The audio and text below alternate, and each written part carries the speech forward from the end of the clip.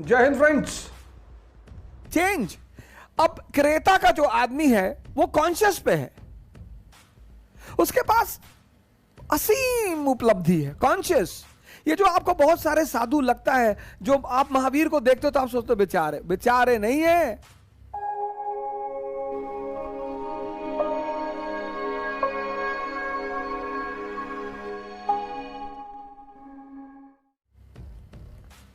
आप बुद्ध को देखते हो तो लगते हो कि बेचारे, बताओ यार, राजा के बेटे थे, नाहक में घर छोड़ दिया, घर छोड़ दिए, घर छोड़ दिया, असीम से जुड़ गए, इनफाइनाइट। वो जब लौट कर आते हैं अरहत होने के बाद, और जब अपनी पत्नी से मिलने जाते हैं तो उनकी पत्नी कहती है कि ऐसी कौन सी चीज आपको मिल गई जो मेरे साथ नहीं मिलती।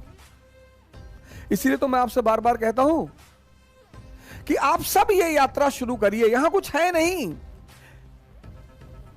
इसको समझिए, इससे भागिए मत, इसको समझिए। यहां पे क्या है, कॉन्शियस का लेवल थोड़ा कम हुआ, थोड़ी सी चोरी बेईमानी बढ़ी। यहां पे क्या हुआ, अरे कॉन्शियस का लेवल एकदम कम हो गया। तो महाभारत हुई स्त्री और जमीन के लिए। और आज जो है ये इंद्रिय प्रधान युग है। 95% लोग इंद्रियों पे जी रहे हैं, और जितने लोग इंद्रियों पे जिएंगे उन्हें और ज्यादा भौतिकता की जरूरत है, मेटेरियलिज्म की जरूरत है। इंद्रियां बाहर ही खुश होंगी, अंदर तो वो जानती नहीं क्या है। तो जो फॉर्च्यूनर पे बैठा हुआ है वो BMW को देख के दुखी है, टॉप मॉडल BMW। जो BMW और मर्सिडीज पे बैठा हुआ है वो रोल्स रॉयस को बैठ के देख के दुखी है। जो रोल्स रॉयस में बैठा हुआ है वो अंबानी के चार्टर्ड प्लेन को देखकर दुखी है। क्योंकि इंद्रियों की जो संतुष्टि है वो बाहर है।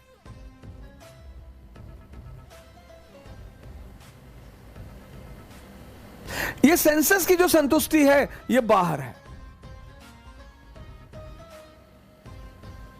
और कॉन्शियस की जो संतुष्टि है वो अंदर है। मजेदार बात यह है कि इंद्रियां दिखाई पड़ती हैं, और जो भी दिखाई पड़ता है वो सीमित है। इन दोनों आंखों से इंद्रियां दिखाई पड़ती हैं। इसलिए दुनिया के सारे धर्म सजदा करते हैं, सारे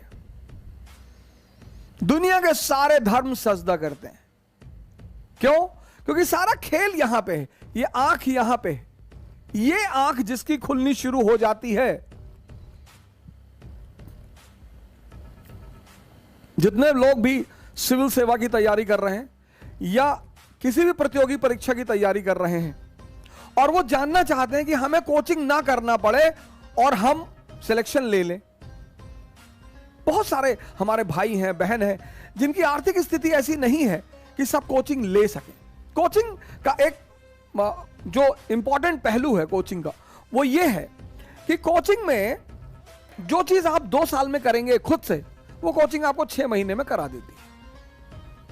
तो वो जो 18 महीने आपका बचा, वो उसका पैसा लेती है।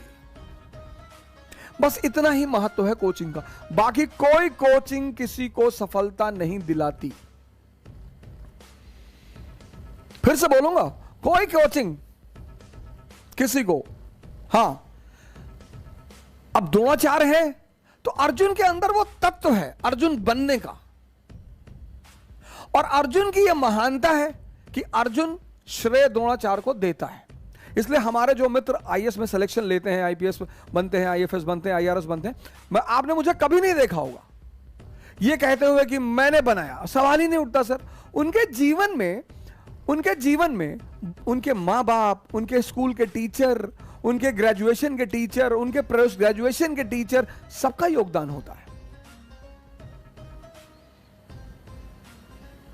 किसी भी व्यक्ति की सफलता में, किसी भी क्षेत्र में, किसी एक व्यक्ति का योगदान नहीं होता है। इसलिए किसी एक व्यक्ति द्वारा श्रेय ले लेना गलत है। आज कलयुग की सबसे बड़ी दिक्कत क्या है सर? आज कलयुग का आदमी इंद्रियों पे है।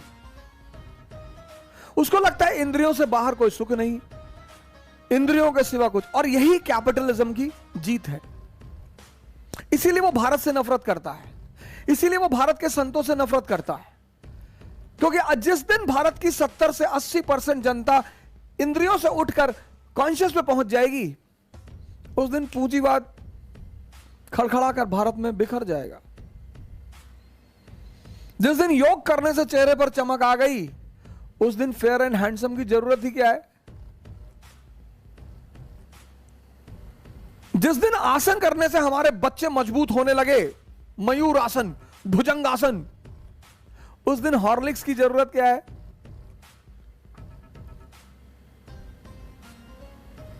जिस दिन प्राणायाम करने से बेसिक बीमारियां कंट्रोल होने लगी, उस दिन दवाओं की जरूरत कहां रहेगी। जिस दिन ध्यान करने से एंजाइटी खत्म हो जाएगी, एक्सर्शन खत्म हो जाएगा और आदमी घर पहुंचकर सुकून से सोएगा, उस दिन नशे की जरूरत क्या है। और अगर ये सारी जरूरतें खत्म हो जाएंगी तो पूंजीवाद सरवाइव किस पे करेगा। दुनिया की सबसे बड़ी मार्केट छिन जाएगी उससे। तो उसका एक सूत्रीय कार्यक्रम है, भारत के खिलाफ अभियान चलाओ। और भारत के खिलाफ ना भी चलाओ तो भारत की संत परंपरा के खिलाफ अभियान चलाओ। ना हो तो 2-4 संत फंड करके पैदा करो, खुद से पैदा करो, फंड करो, फिर उन्हें लिप्त करवाओ, फिर संत लॉबी को बदनाम करो। क्योंकि आने वाले समय में अगर दुनिया को कोई बचा पाएगा तो वो भारत है, और दुनिया को इस संकट से कोई निकाल पाएगा तो वो भारत के संत हैं। बाकी अब इस दुनिया को शायद ही कोई बचा पाए। भारत, आने वाला समय भारत का है। बड़े मेरे एक मित्र हैं ब्राजील में, वो अक्सर मुझे फोन कर देते हैं कि तुम ज्यादा हाइपरबोलिक हो जाते हो भारत को लेकर। नहीं नहीं सर, दिखाई पड़ रहा है सर, गौर से सुनना इस बात को और सोचना, बुद्धि लगाना।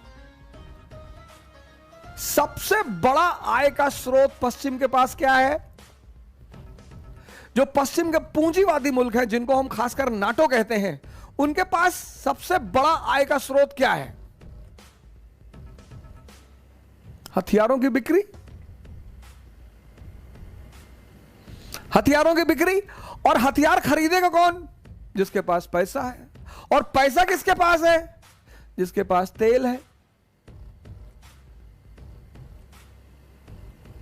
भारत पाकिस्तान तो गरीब मुल्क है, तो 100 रुपया कमाए, उसमें से तन पेट काट के 60 रुपए का हथियार ले आए।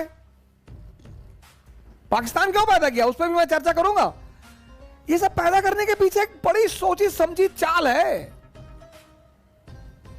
अब भी समझ जाओगे तो बहुत कुछ बदल जाएगा। इजराइल अगर नहीं पैदा होता, बड़े सारे फैक्टर हैं। 1990 तक इन अरब कंट्रीज को, इजिप्ट को, सबसे बड़ा हथियार विक्रेता कौन? रशिया।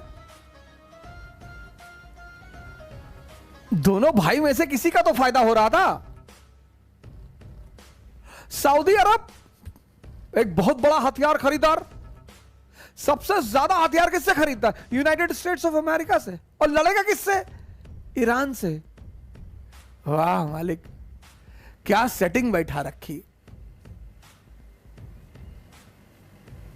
और ये हमारे डॉक्टर जाकिर नाइक, ये चारों तरफ सिर्फ यही फैलाते रहते हैं। जो आधारभूत चुनौतियां हैं मुसलमानों के सामने, उस पर चर्चा करो, उस पर तुम नहीं बोलोगे। ईरान अगर न्यूक्लियर प्रोजेक्ट बढ़ाएगा तो किसको दिक्कत होगी? सऊदी अरब को। उस पर तुम नहीं बोलोगे।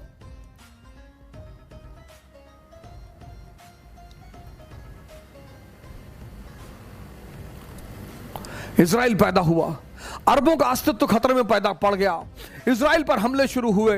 हथियार कौन देगा? सऊदी अरब हथियार बनाता है? इजिप्ट हथियार बनाता है, लीबिया हथियार बनाता है, तेल इनके पास। तो जब ये तेल बेचेंगे पैसा आएगा इनके पास, अरबियों के पास। अब अगर वो पैसा इन्होंने इंडस्ट्री में लगा दिया, साइंस एंड टेक में लगा दिया, रिसर्च एंड डेवलपमेंट में लगा दिया, बगदाद रॉयल सोसाइटी बना दिया, तेहरान रॉयल सोसाइटी बना दिया, इस्लामाबाद रॉयल सोसाइटी बना दिया, तो ये तो 20 साल में महान बन जाएंगे सर। यही तो हुआ था यूरोप में जब पैसा आने लगा। रॉयल सोसाइटीज किसके लिए? साइंस एंड टेक के लिए। रॉयल सोसाइटी ऑफ लंदन किसके लिए फंड करेगी? साइंस एंड टेक्नोलॉजी के डेवलपमेंट के लिए। तो यहूदियों को लगा, पश्चिम के लोगों को लगा कि बॉस पैसा इनके पास झकझोर झूम के आएगा और ये बना लेंगे Baghdad, royal society of Baghdad, royal society of Tehran, royal society of Islamabad, royal society of Kabul. और ये R&D को प्रमोशन देंगे, साइंस एंड टेक्नोलॉजी में हम सब तुरंत आगे निकल जाएंगे, इंडस्ट्रियलाइजेशन कर लेंगे, बैंक खोल लेंगे। फिर हम जाके घंटा बजाएंगे। तो इनको दिखाओ कि तुम्हारे अस्तित्व को खतरा हो गया है। फिर क्या होगा? फिर ये हथियार खरीदेंगे। तो तेल बेचेंगे, इनके पास पैसा आएगा, फिर हम इन्हें पीछे से हथियार बेच देंगे, वो सारा पैसा पश्चिम के पास वापस चला आएगा। कैलकुलेशन। जितने लोग, कल मैंने कहा ना, जितने लोग चाहते हैं IAS की तैयारी कर रहे हैं, सिविल की तैयारी कर रहे हैं, बैंक की, जिसकी भी तैयारी कर रहे हैं, बहुत सारे लोग हैं जो कभी कोचिंग करने नहीं आए, बहुत सारे।